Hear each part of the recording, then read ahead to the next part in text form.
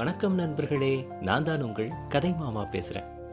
கடல் தெருவில் நிறைய மின் விளக்குகளோட அப்படியே ஜொலிக்குது. அந்த தெருவே ஜொலிக்குது. அப்படி அந்த கோலாகலமான ஒரு வீதியில எல்லா குழந்தைகளும், பெற்றோர்களும், பொதுமக்கள் எல்லாரும் அப்படியே பார்த்துட்டு போயிட்டு இருக்கிறாங்க கடைகளை. அழகா இருக்கு. அந்த நேரத்தில் ஒரு பொம்மை கடை. அந்த பொம்மை கடையில் பார்பி அப்படிங்கிற பொம்மை நிறைய இருந்தது. அதில் ஒரு பெற்றோர் ஒரு குழந்தையோடு வர்றாங்க. அந்த குழந்தை அடம் பிடிக்குது. அம்மா அம்மா அந்த பார்பி வாங்கித்தாங்கம்மா, அம்மா அம்மா அந்த பார்பி பொம்மை வாங்கித்தாங்கம்மா அப்படின்னு சொல்லி அடம் பிடிக்குது. சரிப்பா அந்த பார்பி பொம்மை எடுங்க அப்படின்னு சொல்லி ஒரு வியாபாரி கிட்ட சொல்கிறாங்க.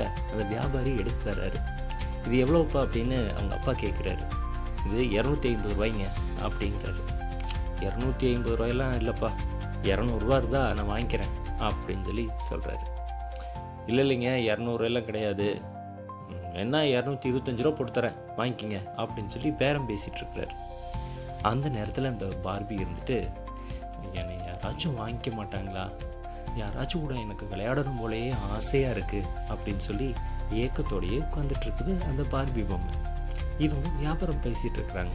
அந்த பார்பி யோசிச்சு தான், என்னடா அது வியாபாரம் பேசிகிட்டு இருக்கிறாங்க, இவங்ககிட்டையும் நம்மளை விற்க மாட்டாராட்டா இருக்குதே அப்படின்னு சொல்லி ரொம்ப கவலையோடு பார்த்துட்டு இருந்தாராம்.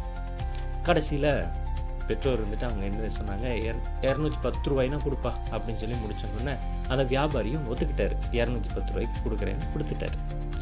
அந்த பார்பிக்கு ரொம்ப சந்தோஷமாயிடுச்சு. ஆஹா நான் போய் விளையாட போகிறேனே அப்படின்னு சொல்லிட்டு. அப்போ பார்பி அந்த குழந்தைகிட்ட வந்தோன்னே அந்த குழந்தை ரொம்ப சந்தோஷமாயிடுச்சு. அவங்க வீட்டுக்கும் கொண்டு போயிட்டாங்க. வீட்டுக்கு கொண்டு போயிட்டு அந்த குழந்தை விளையாண்டுட்டுருக்குறாங்க. அதுக்கப்புறம் அப்பா அம்மா கிட்டே போய், அப்பா வரீங்களா, பார்பி விளையாட்டு விளையாடலாம் அப்படின்னு சொல்லி அவங்க அப்பாவை கூப்பிடுது. அவங்க அப்பா வரமாட்டேன்ட்டார். அவங்க அம்மா கிட்டே போகிறாங்க. அவங்க அம்மாவும் வரல. என்ன பண்ணுறதுன்னு தெரியாமல் இந்த பார்பி இந்த பிள்ளையும் தனியாக இருந்தாங்களாம். அந்த குழந்தையினுடைய அப்பா அம்மா 2 பேரும் எப்போவுமே அந்த குழந்தைகிட்ட விளையாடவே மாட்டாங்களாம். அந்த பார்பி அப்போ தான் பார்த்துச்சான், அடடா என்னடா இது, நாம தான் ஒரு கொடுமையிலிருந்து வந்தோன்னா இங்கே இந்த குழந்தையும் ஒரு கொடுமையில் இருக்கே அப்படின்னு சொல்லி அந்த பார்பி அந்த குழந்தைய நினச்சி ரொம்ப வருத்தப்பட்டுச்சான். பாருங்க, பெற்றோர்கள் இல்லாமல் ஒரு குழந்தை எப்படியெல்லாம் தவிக்குது.